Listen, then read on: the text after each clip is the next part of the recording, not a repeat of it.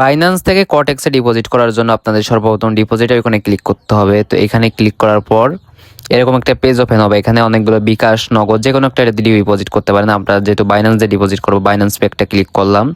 এখানে আপনারা সর্বনিম্ন $10 এবং সর্বোচ্চ $50,000 ডিপোজিট করতে পারবেন। আমরা ডিপোজিট করবো $10, এর জন্য $10 সিলেক্ট করে প্রসেস টু পে এখানে একটা ক্লিক করবেন। এখানে ক্লিক করার পর হালকা একটু লোডিং নিবে।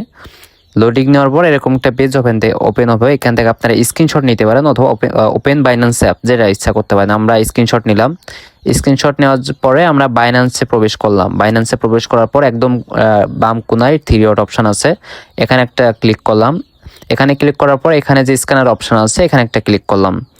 এখানে ক্লিক করার পর আপনাদের যে স্ক্রিনশটটা আমরা নিলাম, আপলোড কিউআর কোড, এখান থেকে কিউআর কোডে ক্লিক করে আপনারা সেই স্ক্রিনশটটা এখানে জমা দিব। ঠিক আছে, তো সিলেক্ট করার পর হালকা একটু লোডিং নিবে। আবারও লোডিং নেওয়ার পর একটু লোডিং নিচ্ছে, এরকম কনফার্মে ক্লিক করবেন। কনফার্মে ক্লিক করবার আপনাদের মেইলে কোড যাবে, সেই কোডটা আপনারা এখানে সাবমিট করবেন। আমরা কোডটা সাবমিট করলাম। সাবমিট করার পর আমাদের অ্যাকাউন্টে দেখেন $10 চলে গেছে, সাকসেসফুলভাবে চলে গেছে বাইন্যান্স থেকে। তো এখানে আমরা কি করব, এখন আমরা আবার ক্রোম ব্রাউজারে ফিরে যাব, কটেক্সে।